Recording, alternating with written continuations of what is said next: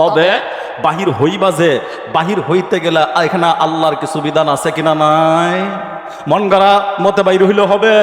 আমাদের মা এবং বোনেরা তারা তো আল্লাহ দিলে মন গড়া মতোই বাইর হয়। যদি পূর্ণাঙ্গ রূপে পর্দার আলোচনা করা হয় আর আয়াতের তাফসীর করিব অথবা আয়াতের ব্যাখ্যা তুলে ধরি, তাহলে অনেক মা বোন আগামীকালকে থেকে হয়তো আমার খানার মধ্যে তরকারি 3টার মধ্যে 2টা আইব, কারণ জ্বালা শুরু হইব।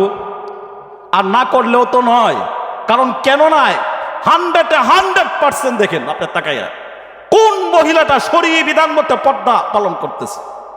আপনি কষ্ট পাইবেন না ভাই, আর কষ্ট পাইলে ওইখানে আমার করার কোনো কিছুই নাই। আস্তা গ্রামের ভিতরে 1-2টা ফ্যামিলি দেখান তো যেটা পূর্ণাঙ্গ শরীয়ী পর্দা মতো আছে? নাই তো। কেন? আপনার নামাজ পড়া যেমন ফরজ, রোজা রাখা যেমন ফরজ, এই পর্দা করাটাও তো আল্লাহর একটা বিধান ফরজ। কেন আপনার মাকে, আপনার স্ত্রীকে, আপনার সন্তানকে আপনি পর্দা করাইতেছেন না? কাল কিয়ামতের ময়দানে ওই নারীরা যখন বেপর্দার কারণে জাহান্নামে নিক্ষিপ্ত হবে, তখন আল্লাহ তাআলার কাছে ফরিয়াদ জানাইবে আর বলবে, মালিক, আমার স্বামী, আমার বাবা, আমার বড় ভাই আমাকে পর্দা করার সুযোগ করে দেয় নাই, তাদেরকে আনো। আল্লাহ তাআলা ওই স্বামী, ওই বাবা, ওই গার্জিয়ান, অভিভাবক তাদেরকে কাঠগড়ার মধ্যে দাঁড় করাইবে, প্রশ্নবিদ্ধ করবে। প্রশ্নের জবাব না দেওয়া পর্যন্ত এক কদম সামনের দিকে, হতে পারেন গাজী আর হাজী, হতে পারেন মাওলানা আর মুফতি, মগর আপনার স্ত্রীর জবাবদিহিতা যতক্ষণ পর্যন্ত আপনি না দিতে পারবেন, আল্লাহর কসম একটা কদম সামনে আগানোর জন্য দিবেন না। বুঝতে পারছেন? বড় বড় সেজদা লাগাইলেই বা কি হইব, বড় বড় ডিগ্রি লাগাইলেই বা কি হইব, বড় বড় মসজিদের ইমামতি আর খাদেমগিরি করলেই বা কি হবে, যদি আমার স্ত্রী বেপর্দায় থাকে কোনো লাভ নাই। আশরাফ আলী তানবী রহমাতুল্লাহ আলাইহি বলেন, গোটা পৃথিবীর মহিলারা 4 ভাগে বিভক্ত। 4 ভাগে বিভক্ত, হয়তো কাহারো মা, নয়তো কাহারো স্ত্রী, নয়তো কাহারো মেয়ে, নয়তো কাহারো বোন। এই 4 ভাগে বিভক্ত যে নারীরা রয়েছে, যেই পুরুষের অধীনে ওই নারীগুলো রয়েছে, আর এই নারীগুলোকে বেপর্দায় চলার, অবাধে চলার স্বাধীনতা দিয়েছে, সে কন্ট্রোলে রাখে নাই, পর্দায় আবদ্ধ করে নাই। ওই যে কিতাব যেটা খুতবা দেওয়া হয়, এই খুতবার মুসন্নিফ আশরাফ আলী তানবী রহমাতুল্লাহ আলাইহি বলেন যে ওই ব্যক্তির একটা সিজদা ততক্ষণ পর্যন্ত কবুল করা হবে না যতক্ষণ পর্যন্ত তার অধীনস্থ নারীদেরকে সে পর্দায় আবদ্ধ না করবে। বুঝতে পারছেন কথা? আমি এই জন্য তো বলছি আগেই, যদি আমি পূর্ণাঙ্গ আয়াতের তাফসীর করি আর ব্যাখ্যা করি, কেউ এটা হজম করতে পারবেন না, হজমই করতে পারবেন না। আপনার হজম হইলে হোক আর না হইলে নাই। তো আমার বাপের কথা নয়, আমি তো কোরআন হাতের মধ্যে নিয়া, এই যে আল্লাহর কালাম হাতের মধ্যে নিয়া মসজিদের মধ্যে বসে তো আমি মিথ্যা কথা বলতেছি না। এরপরেও যদি মিথ্যা কথা মনে হয় যে ইমাম সাহেব মিথ্যা কথা বলে, তাহলে আমার পিছনে ইক্তেদা করা আপনার জায়েজ নাই। আমার পিছে আপনার নামাজ পড়ে লাভ নাই। হয় ইমাম পাল্টান, না হয়তো আপনি পাল্টান, দুইটার থেকে একটা, সহজ কথা। এখানে যে বিষয়টা হলো, আল্লাহ তাআলা বলতেছেন, ও দুনিয়ার আদম সন্তানের নারীরা, তোমরা পর্দায় আবদ্ধ হও, প্রয়োজনের তাগিদে ঘর থেকে বাহির হইতে পারবা।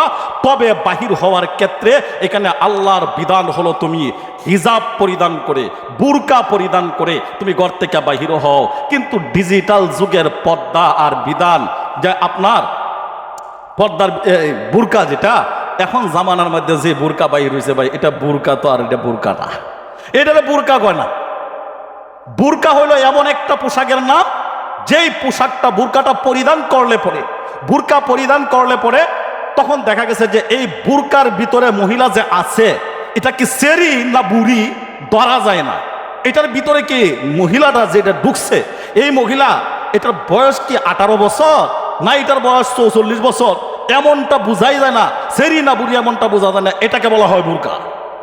আর আমাদের দেশে যে বুরকা এখন বাইরেছে, এটা তো আর বুরকা না। টাইট ফিট করতে করতে করতে করতে মহিলাদের কিছু আকর্ষিত, শরীরের মধ্যে কিছু আকর্ষিত জায়গা আছে, যে জায়গাগুলো আল্লাহ তাআলা আবদ্ধ করার জন্য বলছেন। এগুলাকে বাহির করিয়া হেলায়া দুলাইয়া নাইসা নুইসা এইভাবে রাস্তায় চলা যাবে না, এইভাবে চলার জন্য আল্লাহ তাআলা নিষেধ করে দিয়েছেন। এটা হলো রাস্তায় চলার ক্ষেত্রে আল্লাহ তাআলার বিধান। ও দুনিয়ার নারীরা, তোমরা পর্দায় আবদ্ধ হও, চলবা রাস্তা দিয়া। তো এইভাবে চলাফেরা করা যাবে না, যেইভাবে ওই প্রাচীনকালের ইহুদিদের নারী দ্বারা চলাফেরা করতো, তেমনটা তোমরা কখনো করতে পারো না। দেখেন, এটা গেল এক। ঘরের ভিতরেও কিছু পর্দা আছে। শুধু পর্দা বাহিরের ক্ষেত্রে না, আমি আলোচনার ভিতরে আপনার পুরুষের পর্দাও আসবে। ঘরের ভিতরের পর্দাটা হইল, দেখেন ঘরের ভিতরে আমরা যখন যাই একজনের সঙ্গে আরেকজনের সাক্ষাৎ করার জন্য প্রয়োজন তো আসতেই পারে। ধরেন আব্দুল কুদ্দুস ভাইয়ের বাড়িতে আমি গেলাম, আব্দুল কুদ্দুস ভাইয়ের স্ত্রী আছে, আমি যাই ভাবি গো, শাশি গো, দাদি গো, খালা গো, বাড়িতে আসো গো, শাশিও দাদিও খালাও বাবিও, উনিও খুব আমাকে দেখার জন্য, না ভাই সাহেব আপনার ভাই সাহেব তো বাড়িত নাই। আমার কথা বুঝেন, আপনার ভাই সাহেব তো বাড়িত নাই, রস লাগাইয়া কথা বলতেছেন না, আল্লাহ তাআলা বলতেছেন রস লাগাইতে পারবে না, রস লাগাইতে পারবে না। ইমামে আজম আবু হানিফা রাহমাতুল্লাহ আলাইহির কাছে এক শাগরেদ যা বলতেছেন যে হুজুর আওরাতকে আওয়াজ সতর মে দাখিল হাইয়ানিহি, হুজুর মহিলাদের যে কণ্ঠস্বর, আওয়াজটা, গলার কণ্ঠটা, এটাও কি পর্দার ভিতরে কিনা? ইমামে আজম আবু হানিফা রাহমাতুল্লাহ আলাইহি বললেন হ্যাঁ, আওরাতকে আওয়াজ সতর মে দাখিল হয়, মহিলাদের কণ্ঠস্বরটা এটাও পর্দার ভিতরে। বলেন সুবহানাল্লাহ। কণ্ঠস্বর আওয়াজটাও এটা কর্কশ ভাষায় হইতে পারবে না, আবার একবারে রসালো ভাষায় হইতে পারবে না। এমনভাবে বলবেন যে আপনি জিজ্ঞাসা করলো ভাবি ভাই সাহেব বাড়িতে আছে কিনা, আপনি রস লাগাইয়া বলবেন হ্যাঁ হ্যাঁ ভাই সাহেব আপনার ভাই সাহেব তো বাড়িতে নাই। এই রস লাগাইলে আপনার প্রতি লোকটা আকর্ষিত হবে। আর এমন কর্কশ ভাষায় না আপনার ভাই বাড়িতে নাই, কেন লাগে আসলেন, এই যে একটা ভাষা, এমন ভাষা যদি ব্যবহার করে তাহলে লোকটার মনে আঘাত যাবে। আল্লাহ তাআলা বলেন অনার্থক কোনো একজন মানুষের মনে আঘাত দেওয়া এটাও জুলুম, আর রস লাগায়া কথা বইলা তোমার প্রতি আকর্ষিত করা এটাও জুলুম। দুটোটাই সীমা লঙ্ঘনকারী। আর এই সীমা লঙ্ঘনকারীদের জন্য আল্লাহ তাআলা বলেন দুইটা আযাব হবে। একটা হবে দুনিয়ার আযাব হলো দুনিয়ার লাঞ্ছনা আর বঞ্চনা আর জিল্লতি, আর 2 নাম্বার আযাব হলো মৃত্যুর পরজগতে জাহান্নামের শেষ ঠিকানা। বলেন নাউযুবিল্লাহ। এজন্য আপনার কথা হলো পরিষ্কার যে আল্লাহ তাআলা যে ফরজ বিধান দান করেছেন, এখানে আপনার কথা বলতে আমি অল্প সময়ের ভিতরে শেষ করে দেব। আল্লাহ তাআলা যে ফরজ বিধান দান করেছেন খুব ভালো করে একটা জিনিস ভালো করে বুঝবেন। আমি এই ছোট একটা বিষয় বললে আপনারা বুঝতে পারবেন প্রকৃতপক্ষে পর্দা কতটুকু সহজ আর কঠিন আর কতটুকু জরুরি দরকার। যেমন ধরেন আমার আপন চাচাতো ভাই, কথায় কথায়, অথবা আমার আপন খালাতো বোন, আমার আপন চাচাতো বোন অথবা আমার আপন খালাতো বোন, যেটাই ধরেন আমার চাচাতো বোনটা, আমার চাচা মারা গেছেন, আমার চাচার কোনো সন্তান নাই, একমাত্র একটাই মেয়ে ছিল। এই মেয়েটা ছোটকালে রাইকা আমার চাচা চলে গেছেন, নাই চাচি, নাই তার কোনো আপন ভাই, নাই বলতে তার কেউ কোনো কিছু নাই, আছি তো একমাত্র আমি চাচাতো ভাই, আমি আছি। তো আমি থাকার ক্ষেত্রে তো আমি এই বাচ্চাটা যখন 8-10 বছর বয়স, তখন থেকে আমি এটাকে তিলে তিলে লালন পালন করলাম, পালতে এটার বিয়ার উপযুক্ত হইল, বিয়া দিলাম। বিয়া দেওয়ার পরে হঠাৎ কোনো একটি প্রয়োজন হলো, জমি সংক্রান্ত বিষয় নিয়ে, ওয়ারিসের জমি সংক্রান্ত বিষয় নিয়ে আমার বোনের সঙ্গে ডিসকাস করতে হয়, আলোচনা করতে হয়। আমি আমার বোনের শ্বশুর বাড়িতে গেলাম আমার বোনের সঙ্গে কথা বলার জন্য। যেই মেয়েটাকে 8 বছর থেকে লালন পালন কইরা আমার আপন চাচাতো বোন, তাকে লালন পালন কইরা আমার নিজের দায়িত্বে বিবাহ দিলাম, তার সঙ্গে কথা বলার জন্য, জমির সংক্রান্ত ওয়ারিস সংক্রান্ত বিষয় নিয়ে কথা বলার জন্য তার বাড়িতে গেলাম। আল্লাহ তাআলা বলেন তুমি যেতে পারো, নিষেধ নাই, কিন্তু তার সঙ্গে কথা বলার আগে তোমার এখানে আল্লাহ তাআলার বিধান রয়েছে, সেই বিধান মানতে হবে। কি আল্লাহ তাআলা বলেন তুমি এক ঘরের ভিতরে ঢোকার প্রয়োজন যদি হয় ঢুকতে পারো, এক ঘরের ভিতরে ঢুকবা। এক ঘরের ভিতরে প্রবেশ করার পরে তোমার যদি প্রয়োজনের এমনটা যে না মাঝখানে তোমার একটা পার্টিশন থাকবে, ওয়াল থাকবে, তুমি এই পাশে, তোমার চাচাতো ভাই ওই পাশে, তাইকা দুজন কথা বলবে। আল্লাহ তাআলা বলেন এ দুনিয়ার নারীরা কিভাবে কথা বলবা? এখানে পার্টিশন থাকলে তোমার যদি সমস্যা হয়, যেমন ওয়াল থাকার কারণে তুমি কথা বলবা, তোমার চাচাতো ভাই কথা বলবো, আস্তে আর কথা বললে তো ওয়ালের ওই পার থেকে এই পারে আসবে না, তাহলে কথাগুলো তোমার শাশুড়ি শুনতে পারে, শ্বশুরে শুনতে পারে, জমি সংক্রান্ত বিষয় নিয়ে। এই কথাগুলো একদম সিক্রেট কথা, তোমার আর তোমার চাচাতো ভাইয়ের মধ্যেই হবে, অন্য কেউ শুনতেও পারবে না। যদি তোমার শাশুড়ি শুনে তাও তোমার সমস্যা, শ্বশুর শুনলেও সমস্যা। এখন তোমার করণীয় কি? তাহলে তোমার চাচাতো ভাইয়ের সঙ্গে কথা বলতে চাও, তুমি তাকে তোমার রুমের ভিতরে আসার অনুমতি দাও। অনুমতি যে দিবা, তো এখানে আল্লাহ তাআলা বলেন তুমি খোলামেলা তাইকা মাথায় কাপড় না দিয়া, হিজাব না পইরা, পর্দা না কইরা, কোনো কিছু না ডাইকা এইভাবে তুমি তোমার চাচাতো ভাইয়ের সঙ্গে কথা বলতে পারো না, এক রুমের ভিতরে থাকতে পারো না। এক রুমের ভিতরে ঢুকলা, তোমার পর্দা আছে, তোমার চাচাতো ভাই ঢুকলো, ঢুকার পরে আল্লাহ তাআলা বলেন এবার তুমি একটু দূরে, তোমার চাচাতো ভাই একটু দূরে, তুমি এখন কথা বলতে চাও না, দূরে থাকলেও কথা বললে সমস্যা, শুনে পালাইবো, তাহলে তুমি এক বিছনায়ও বসতে পারো, পাশাপাশি লাইগা নয়, দূরে থাকবা, মিনিমাম কমপক্ষে 2 থেকে 3 হাত দূর পর্যন্ত দূরত্ব বজায় রাখা এক বিছনায় বসো, এক কাটে বসো, অথবা আলাদা একটা পালনকে বসো, বৈশা কথা বলো, কিন্তু শর্ত হইল হিজাব থাকতে হবে, পর্দা থাকতে হবে, চোখেরও পর্দা আছে, চৌকেও ডাইকা রাইকা। আজকাল বুরকা যেটা বাহির হয়েছে, তো এটা সম্পর্কে আর কি বলবো আপনাদের, বুরকা যেটা বাহির হয়েছে এটা তো বুরকা না, এটা তো বুরকা না, শরীয়তের বিধান। আপনার দেখেন এখানে যে আল্লাহ তাআলা বলতেছেন তুমি ততক্ষণ পর্যন্ত মুমিন নয় যতক্ষণ পর্যন্ত তুমি পূর্ণাঙ্গ রূপে পর্দা না করতে পারবা। তোমার চাচাতো ভাইয়ের সঙ্গে কথা বলতে চাইলেও একমাত্র আপন ভাই এটাই, এটার সঙ্গে কথা বলতে চাইলেও যে জায়গায় তোমাকে হিজাব করতে হবে, পর্দা করতে হবে, অন্যথায় তুমি কথা বলা জায়েজ নয়। এবার আপনি আন্দাজ করেন পর্দার বিধানটা কত কঠিন আর জটিল একটা সাবজেক্ট। শুধু তাই নয়, হযরতে ফাতেমা রাদিয়াল্লাহু তাআলা আনহা আল্লাহর রাসূলের কাছে একবার রাত্রে এশার নামাজের পরে তিনি ঘরের ভিতরে ঢুকলেন। আম্মাজান ফাতেমা রাদিয়াল্লাহু তাআলা আনহা গেলেন কেন?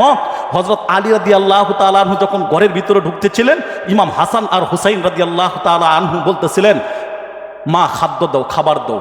ফাতেমা তখন বললেন খাবার শুধু আমার কাছে চাও, তোমার বাবার কাছে চাইতে পারো না একবার? আমি কি আর কামাই করি, কামাই তো করে তোমার বাবা। এই কথাটা হযরত আলী শুনলেন। শোনার পরে আলী যখন শুনলেন তখন আলী নিজে একটু মনক্ষুণ্ণ হলেন, আরে কেমন বাবা আমি, আমার সন্তানদের মুখে খাবার তুলে দিতে পারি না, আমার চাইতে তোর হতভাগা কেউ নাই। হযরত আলী রাদিয়াল্লাহু তাআলা আনহু মনক্ষুণ্ণ হয়ে ঘর থেকে চলে গেলেন। সারাদিন চলে গেল, রাত্র হয়ে গেল, এশার নামাজ চলে গেল, আলী তো ঘরের ভিতরে প্রবেশ করে না। হযরত ফাতেমা তিনি বুরকা পরিধান কইরা ওই গেলেন রাসূল সাল্লাল্লাহু আলাইহি সাল্লামের দরবারে। যাওয়ার পরে যা বলতেছেন আব্বাজান আপনার জামাই মনে হয় এই কথাটা শুনছে, আমি যখন ঘরের ভিতরে প্রবেশ করতেছিল এই কথাটা বলেছিলাম, হয়তো শুনে তিনি একটু মনে আঘাত পাইছে, কষ্ট পাইছে। আব্বাজান আমার কি হবে, আর আপনার জামাই কোথায় আছে একটু সন্ধান লাগায় দেখেন না। আল্লাহ রাসূল সাল্লাল্লাহু আলাইহি সাল্লাম তখন ফাতেমা রাদিয়াল্লাহু তাআলা আনহাকে বলতেছিলেন, ও ফাতেমা, জামাই কষ্ট পাইছে কি পাইছে সেটা আমি জানি না, তার কষ্ট দূর হবে কি হবে তাও আমি জানি না, জামাই কোথায় আছে সেটাও আমি জানি না, কিন্তু আমার একটা প্রশ্ন। কই কি প্রশ্ন? তুমি যে বাড়ি থেকে আসতো, তোমার বুরকাটার মধ্যে এই সাইড দিয়ে এক সাইডে কানি আঙ্গুল পরিমাণ একটা ছিদ্র দেখা যায়। এই যে ছিদ্রটা দেখা যায়, এই ছিদ্রটা তুমি কি করছো? বুঝলেন কথা? এই ছিদ্রটা তুমি কি করছো? যাইছেন কখন? এশার নামাজের পরে, অন্ধকার, কেউ নাই, অন্ধকারের মধ্যে ওই ছিদ্রটা তুমি কি করছো? ফাতেমা রাদিয়াল্লাহু তাআলা আনহা বলতেছেন আব্বাজান আমার হাতে মোজা, পায়ে মোজা, বুরকা পরিধান, আর এই ছিদ্রটাকে আমি বাহির দিয়া নয়, এই যে ছিদ্রটা আছে এই ছিদ্রটাকে ভিতর দিক দিয়া এইভাবে আমি সিমটি দিয়ে দইরা তারপর আপনার দরবারে আসছি। বলেন সুবহানাল্লাহ। বাহির দিয়া না, ভিতর দিক দিয়া ছিদ্রা, তারপর আপনার আসছি। রাসূল করিম সাল্লাল্লাহু আলাইহি সাল্লাম বলেন ফাতেমা জানো কি, যদি তুমি এই ছিদ্রটাকে উন্মুক্ত রাইখা, খোলা রাইখা আমার দরবারে আসতা, তাহলে আল্লাহর কসম করে বলি আমি মুহাম্মদ কাল কিয়ামতে ময়দানে মাহশরে তুমি ফাতেমা যে আমার কন্যা এটা আমি রাসূল অস্বীকার যাইতাম। বলেন নাউজুবিল্লাহ। চিন্তা করছেন? ওয়াজার লাগে না এতটুকু, এটাই যথেষ্ট। যে জায়গায় এতটুকু বুরকা খোলা রাখলে, আর আমার মেয়ে আমার স্ত্রী উন্মুক্ত ছেড়ে দিচ্ছি স্বাধীন বাংলাদেশ। ওই যে আশরাফ আলী থানভী রহমাতুল্লাহ এই জন্যই বলেন 4 ভাগে বিভক্ত মহিলা, এই 4 জন মহিলা যার অধীনে আছে, ওই পুরুষ যতক্ষণ পর্যন্ত এই মহিলাদেরকে পর্দার ভিতরে আবদ্ধ না করবে, আশরাফ আলী থানভী বলেন আমার কথা নয়, তিনি বলেন তার একটা সেজদাও ততক্ষণ পর্যন্ত আল্লাহর দরবারে কবুল হবে না। আমরা তো শুধু আপনারা 500 টাকা দিলেন জান্নাতের ওয়াজ করিয়া বাপদাদা 14 গোষ্ঠীরা জান্নাতের ভিতরে ঢুকাই দিলাম। ইসলাম অত সোজা? এত সোজা ভাই? হ্যাঁ, মানলে একেবারেই সোজা, না মানলে বড় কঠিন। জন্য সোজা পথে আসেন, সোজা পাইবেন। বাঁকা পথে যাব তো বাঁকাই পাইব। বুঝা মনে হবে, এটা কষ্ট মনে হবে, কারণ অভ্যস্ত না তো পর্দা করে। আল্লাহ তাআলা আমাদেরকে বুঝার, আমল করার মতন তৌফিক দান করুন।